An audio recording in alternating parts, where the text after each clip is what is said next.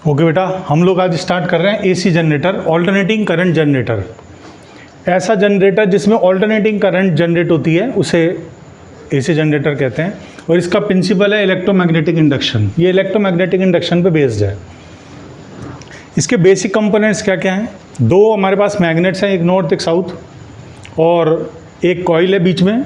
उसके turns capital N है, मान लीजिए बहुत सारे टर्न्स हो सकते हैं। और इस कॉइल को हम, ये बीच में एक शाफ्ट है जिसे हमने इस कॉइल के साथ अटैच करके रखा है, और इस शाफ्ट को हम घुमा रहे हैं खुद ओमेगा एंगुलर वेलोसिटी से कंटिन्यूसली घुमा रहे हैं, एक जैसी स्पीड से घुमा रहे हैं। Instead of this handle turbine भी हो सकते हैं यहाँ पर, और टरबाइन को पानी घुमाएगा तो ये हाइड्रो पावर प्लांट बन जाएगा।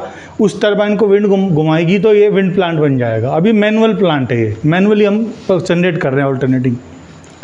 तो इलेक्ट्रोमैग्नेटिक इंडक्शन पे बेस्ड है। अच्छा देखिए, दो मैग्नेट्स हैं, एक नॉर्थ एक साउथ है। नॉर्थ से मैग्नेटिक फील्ड लाइन साउथ की तरफ जा रही हैं, और बीच में कॉइल है। इस तरह की कॉइल मान लेते हैं, ये रेक्टेंगुलर है मान लीजिए। तो नॉर्थ से साउथ की तरफ मैग्नेटिक फील्ड लाइन सारी की सारी पास हो जाएंगी, तो फ्लक्स मैक्सिमम हो गया। जब इससे हमको घुमाएंगे, ऐसे घुमाया तो मैग्नेटिक फील्ड लाइन से इसके पैरेलल निकल गई। इसका मतलब इसमें मैग्नेटिक फील्ड लाइन जो है, इस वो फ्लक्स इसका जीरो हो गया, अगेन मैक्सिमम हो गया, अगेन जीरो हो गया। तो बार बार इसका फ्लक्स चेंज हो रहा है, और जिसका फ्लक्स चेंज होता है उसके दोनों एंड्स का क्रॉस वोल्टेज डेवलप होता है, उसे इंड्यूस वोल्टेज कहते हैं या इंड्यूस्ड ईएमएफ कहते हैं। तो ये इसके दोनों एंड्स हैं, इसके बीच में जो वोल्टेज डेवलप होगा उसे हमने ई लिख दिया। ई की वैल्यू होगी according to Lenz and Faraday minus d∅dt, और फ्लक्स को लिख दिया n into B dot A. एक टर्न का फ्लक्स बी डॉट ए, और उसमें नंबर ऑफ टर्न्स n है तो एन बी ए। अब बी डॉट ए को सॉल्व किया तो आ गया बी ए कॉस थीटा, और एन को बाहर ले लिया, मैग्नेटिक फील्ड भी बाहर ले लिया, और ए भी बाहर ले लिया। तो ई की वैल्यू आ जाएगी minus N B A d/dt of cos theta की जगह हम ओमेगा इंटू टी रख सकते हैं, क्योंकि एंगुलर वेलोसिटी होता है angular displacement per unit time. तो एंगुलर डिस्प्लेसमेंट हो गया ओमेगा इंटू टी, तो यहाँ ओमेगा इंटू टी रख सकते हैं हम। तो E equal to minus N B A d/dt of cos omega t. अब इसका डिफरेंशिएशन करना है, तो सबसे पहले डिफरेंशिएशन करेंगे कॉस का होता है माइनस साइन, और जो भी एंगल है वो एज इट इज़ आ जाएगा। कॉस का हो गया तो बच गया ओमेगा टी, और ओमेगा टी का डिफरेंशिएशन करेंगे तो ओमेगा बच जाएगा। तो वोल्टेज की वैल्यू आ जाएगी minus minus plus N B A omega sine omega t. देखिए बार बार ये जो वोल्टेज है ये चेंज होगा, क्योंकि टाइम चेंज होगा, और टाइम के साथ ओमेगा मल्टीप्लाई हो रहा है। तो बार बार जब वोल्टेज चेंज होगा, टाइम पे डिपेंड कर रहा है वोल्टेज, अलग अलग टाइम पर अलग अलग इसकी वैल्यू आएगी। ये इसकी मैक्सिमम वैल्यू है, क्योंकि साइन थीटा की वैल्यू मैक्सिमम 1 हो सकती है। मान लीजिए ओमेगा टी हमने इतना रखा कि साइन 90 रख दिया, मान लो ओमेगा टी मैक्सिमम तभी होता है जब 90 डिग्री होता है, और साइन 91 हो जाता है। साइन 91 करते ही वोल्टेज क्या हो गया? मैक्सिमम। तो मैक्सिमम वोल्टेज हो गया एन बी ए ओमेगा।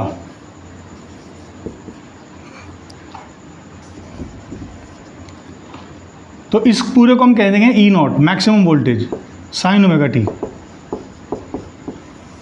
ये हमारा ऑल्टरनेटिंग वोल्टेज की वैल्यू आ गई E naught sine omega t. देखिए जो वोल्टेज है इसमें, वो वोल्टेज टाइम पे डिपेंड कर रही है, और टाइम कंटिन्यूसली चेंज होगा तो वोल्टेज भी चेंज होगा। तो हमें देखना है कि किस तरह से चेंज होगा। तो इसके लिए हम क्या करते हैं, E equals to E naught तो फिक्स वैल्यू है, एन बी ओमेगा को ई नॉट बोलते हैं, साइन ओमेगा की जगह 2π/t रख सकते हैं। टी का मतलब पूरा एक राउंड, जैसे कॉइल है, ये कॉइल है, यहाँ से मान ली स्टार्ट किया तो पूरा राउंड ये पूरा, जैसे ये कॉइल है, ये 1/4, ये हाफ, ये 3/4 और ये 1। तो ये जो पूरा टाइम लगेगा इसको मान लीजिए कैपिटल टी है, तो ओमेगा की जगह 2π/t लिख सकते हैं, क्योंकि ओमेगा होता है θ/t। अगर हमने थीटा 2π ले लिया रेडियन में, तो स्मॉल टी की जगह कैपिटल टी आ जाएगा टाइम पीरियड। तो ओमेगा का फार्मूला है 2π/t इंटू स्मॉल टी।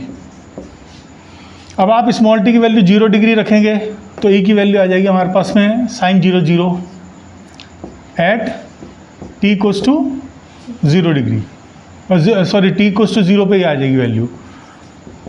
ई नॉट साइन 2π/T अगर मैं टी की जगह T/4 रख दूँ, फर्स्ट क्वार्टर में कितना वोल्टेज होगा, तो टी से टी कैंसिल हो गया, 2 से ये हो गया 2, sin π/2 1, तो ई की वैल्यू आ जाएगी E0, मतलब मैक्सिमम वोल्टेज आ जाएगी।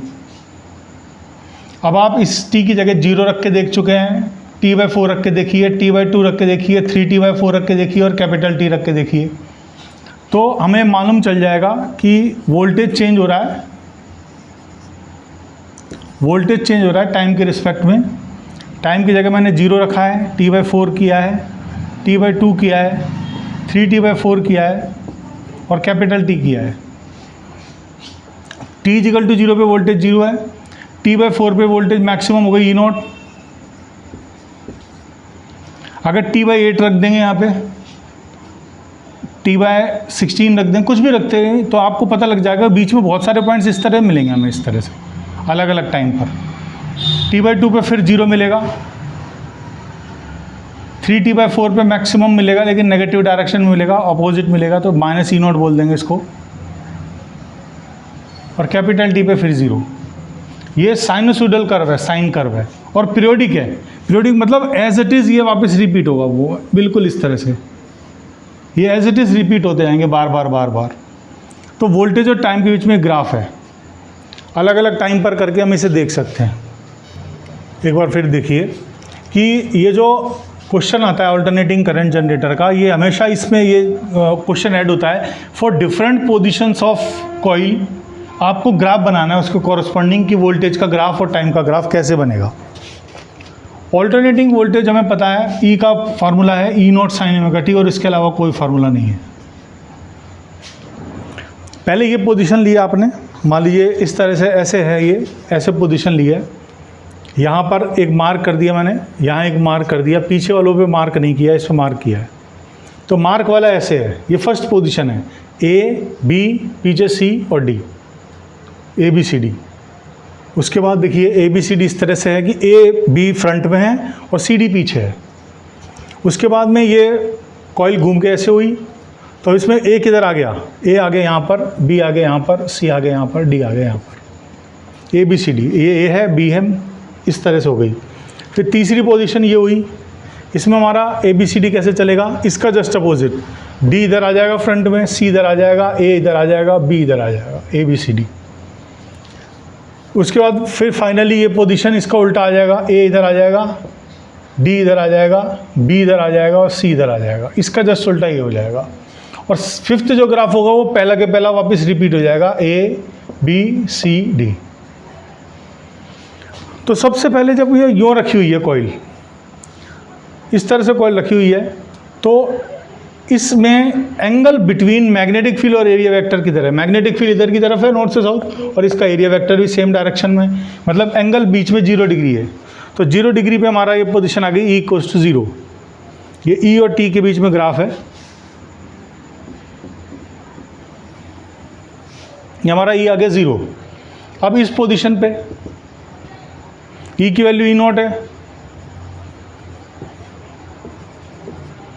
इस पोजीशन में E की वैल्यू फिर 0 हो जाएगी, इस पोजीशन में E की वैल्यू नेगेटिव E0 हो जाएगी, और इस पोजीशन में वापस 0 हो जाएगी। तो इस तरह से ग्राफ हमारा प्लॉट हो जाएगा।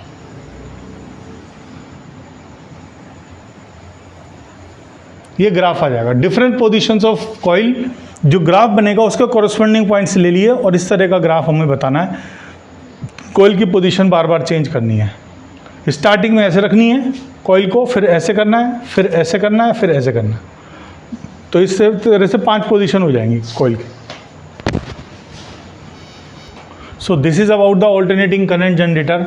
अब देखिए पहले वाला जो पॉइंट है इसमें T = 0 है, ये जो पॉइंट है ये T/4 है, ये T/2 है, ये 3T/4 है, और ये कैपिटल T है। इस तरह से पॉइंट्स चेंज हो रहे हैं इसके अलग अलग। अब देखिए स्टार्टिंग में कैसे लिया कॉइल हमने, स्टार्टिंग में कॉइल ऐसे लिया है, इस तरह से कॉइल लिया हमने, या ऐसे करके देख लेते हैं, इस तरह से कॉइल लिया हमने कि मैग्नेटिक फील्ड लाइन सारी जा रही हैं, और ये एंगल कितना है 0 डिग्री। यहाँ से यहाँ तक टाइम कितना लगा T/4, और एंगल कितना चेंज हुआ π/2। तो हमारे पास में ये भी मालूम चल गया कि T/4 का मतलब π/2 होता है। तो अगर मैं 2 से ये 2 कैंसिल कर दूं तो t इजिकल टू 2 हो गया। मतलब t की जगह मैं अगर 2 रख दूं तो 2π/4 का मतलब π/2 हो गया। t की जगह 2 रखा 2π/2 का मतलब पाई हो गया। t की जगह 2 रखा तो ये 3π/2 हो गया। t की जगह 2 रख दिया। ये कब रखने हैं? जब हमको एंगल बताने हो। टाइम और e के बीच में ग्राफ बोला है तो इस तरह से होगा, और टाइम और एंगल के बीच में ग्राफ पूछा तो भी इस तरह से होगा, लेकिन उसमें फिर हमें t/4 की जगह π/2 लिखना पड़ेगा। यहाँ पाई लिखना पड़ेगा, यहाँ 3π/2 लिखना पड़ेगा, 2π लिखना पड़ेगा। तो ये टाइम है, ये टाइम है और ये एंगल है। तो एंगल का मतलब साइन के साथ ये क्या है, पूरा का पूरा एंगल फॉर्म में है। ओमेगा की जगह 2π/t रखते हैं और स्मॉल टी की जगह कैपिटल टी रख देंगे तो t से t कैंसिल 2π आ गया, मतलब एंगल 2π हो गया। तो हमें ये भी ध्यान रखना है। Thank you for watching the video.